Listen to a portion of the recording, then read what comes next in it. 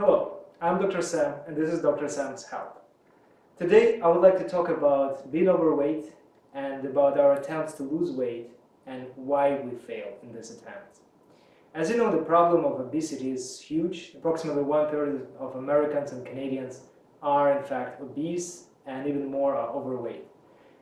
I believe it's safe to assume that the majority of these people try to lose weight, specifically to diet, at a certain point of their life. Usually it's multiple attempts. Unfortunately, the majority of these people, the majority of their attempts, they fail, including myself. I tried dieting many times and I'm doing it right now.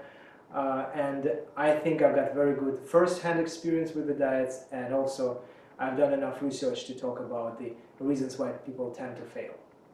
Before getting to my top 5 reasons why we tend to fail in our attempts to lose weight, I would like to talk to you first about a very interesting piece of research that I came across recently, and I would like to show, using this research article and associated interview with the actual researcher, how often we are fed information in a very misleading way.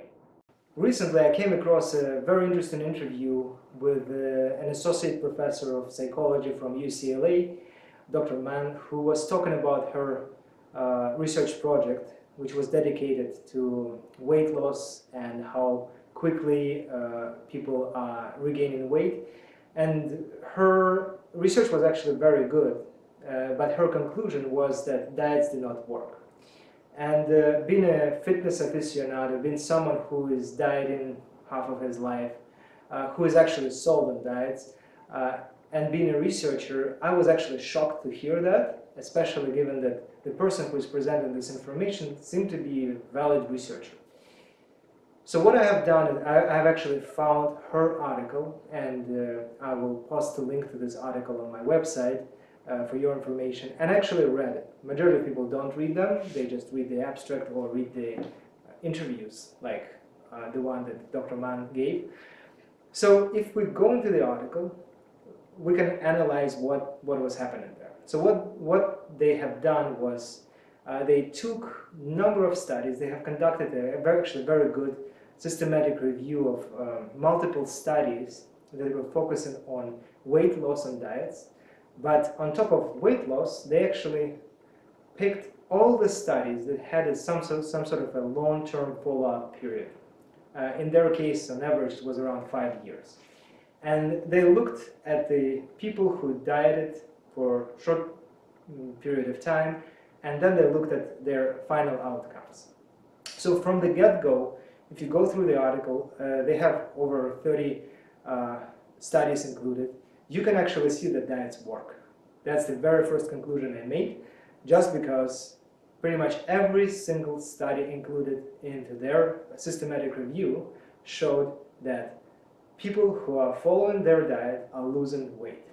There were studies that were actually quoting numbers like 40, 50, 65 pounds lost in a period of 5-6 months. If you ask me, I think it's an amazing result. We should congratulate people who are doing this and with fantastic weight loss. So the very next thing that happened is researchers looked at the follow-up period. So in all these studies, the participants, after completing their diet, they were left alone for a certain period of time, year, 2, 5, on average it was around 5 years. When researchers contacted these participants, they realized that vast majority of these people, they actually have regained their weight. In some cases, they even regained more than they have lost. And that summary became the major conclusion of the systematic review. The diets do not work. I believe that this way of thinking, or this way of drawing conclusions, is fundamentally wrong. And I will try to illustrate the flow and logic here by giving a very simple example. Imagine that we're dealing with people who have high blood pressure. And say we find some medication that is very helpful for decreasing blood pressure. We give them this medication for a certain period of time, several months. We notice that all these people, a majority of them, have a substantial decrease in blood pressure during the study period when we are giving them this medication and they are taking it. But then we let them go, and 5 years later, when they are not taking any medication, we check their blood pressure again. And I don't know about you, but I would actually expect that their blood pressure would go up. In many cases, it will be even higher than it was in the very beginning. Would anyone in sane health mind would actually draw a conclusion that medication doesn't work? I don't think so. I think every one of you actually would say, no, the medication does work, we just have to apply it consistently. So we should not stop giving this medication to these people. And I believe that the same logic should be applied to this diet study. So the diets do work as long as you use them. Having said that, I would actually like to say that I do not even like the word diet, because by the very intrinsic kind of property of this word, it means that some sort of a temporary restriction in terms of nutrition. Whereas I believe we should use some term that would imply some sort of a long-term choice, nutritional choice, something like nutritional style. Having said that, the word diet is so deeply ingrained in our minds that I will still keep using this word, but in the end of the day, I would like you to keep in mind that I would prefer a different term. So now when we have spoken about this interesting study, and we have concluded that the diets do work as long as they have been applied, I think it's time to talk about the reasons why we tend to fail in our dieting process. My top 5 reasons are as follows. Reason number 1, or number 5 in the list if we are talking about top 5, would be not having a clear goal in mind. I know it will sound very simplistic, but in my opinion, or in my experience, majority of people, they just want to lose a little bit of weight, or some weight. It never works this way. You have to have a clear goal how much weight you want to lose. Because if you do not say how, or do not define a very specific goal, you're pretty much left there without any indication if you are doing the right thing or not. The process becomes inherently endless, and the failure becomes not a question of like if, but the question of when. When exactly you will stop adhering to this diet and when you will fail. The next reason, reason number 4, is actually very close to reason number 5. Specifically, it's not being able or not willing to measure your progress, not being able to track your progress. The reason why I believe this reason is so important is because a lot of people, when they're trying to lose weight, they do not know how to track their progress.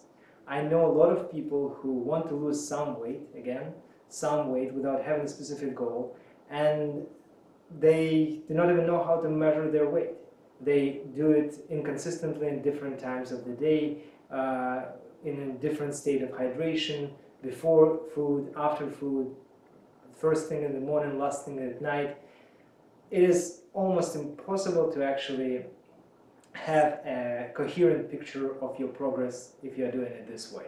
You have to have a good set of tools that would be useful for you, that will allow you to actually track your progress. Imagine driving a car with your eyes closed or blindfolded. I bet you won't drive far, right? Because you have to be able to orient in the space and on the road, see the obstacles, being able to drive around them, and so on. The next 2 reasons I think should be discussed together because they are somewhat similar and in a way complementary. Reason number 3 is overestimating what you can achieve in short-term perspective.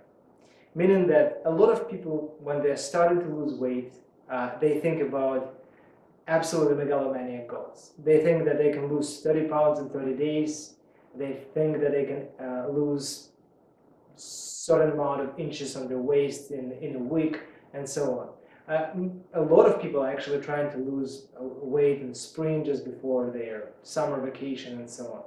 Usually it's these goals are first unrealistic, unachievable, and when people are starting the process, usually in the very beginning of most of the diets you lose a little bit of weight quickly, and then you plateau quickly again. And at this point, people feel disheartened, upset with themselves, they feel like failure, and they eventually fail. The next reason is underestimating what you can achieve in the long run. What do I mean by this? I mean that people do not usually understand how much they can achieve if they are being simply consistent doing whatever they are planning to do. I'll give an example. Say 5 years ago, I went on a diet and I was overestimating what I can achieve in the first weeks. So I started the diet and I lost, say, 100 grams per week for the first several weeks. And I realized that, you know what, this diet is not working for me. I don't think that this weight loss, this amount, is actually sufficient to justify all my effort. 5 years later, when I look at my life in the retrospect, I actually can do some math and realize that 100 grams, not 100 grams per week, not per day, actually equals 5 kilos per year, which is a lot, or 25 kilos, or 50 pounds in this time frame of 5 years when I actually started and abandoned my diet. So the major conclusion that I would make at this point of my life is that if I had stuck to my diet then, right now I would be 50 pounds lighter. My top one reason would be being misinformed. And it's a very unfortunate thing that happens to all of us in this world of information. We've got Facebook, we've got Twitter, we've got internet, we've got Dr. Google, we've got all kinds of sources of information available. The problem is that we've got too many sources, too much information. This information usually is contradicting itself. And unfortunately, the majority of people, they do not have enough basic science knowledge and experience to actually properly process the information that is being presented to them.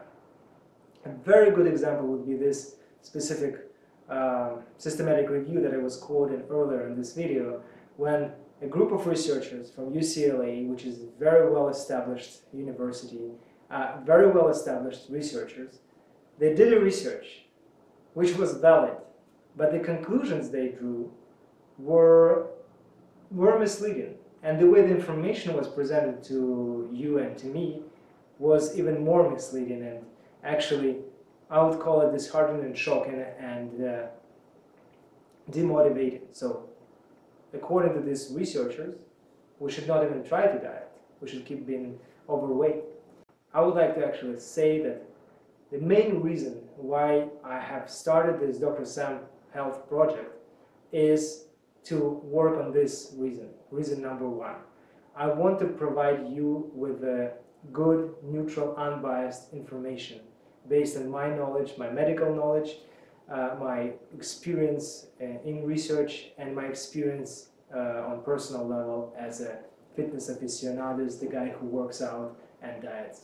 We are going to make quite a few videos and posts on my website about different ways of losing weight, about changing your body, about changing your physique, about setting the goals and adhering to them. And we do have a pretty packed agenda. I know exactly what I'll be talking about in the next 20-30 videos, but at the same time, as I said in my very first video in my introduction, I'm quite new to this process and I cannot potentially cover everything. So I would encourage you to do a couple of things. First of all, leave comments, leave your feedback. It's very important for me as a newbie in this mass media world. I would really appreciate any kind of your feedback, and I would try to address any concerns if you have any. But most importantly, I would ask you to ask questions. If you have anything that really bothers you, concerns you, if there is anything you're interested in, and you believe I would be a good person to answer your question, please add a question either on my website or on YouTube, and I'll be happy to at least look into it. The last but not the least thing I would like to ask you to do is to subscribe.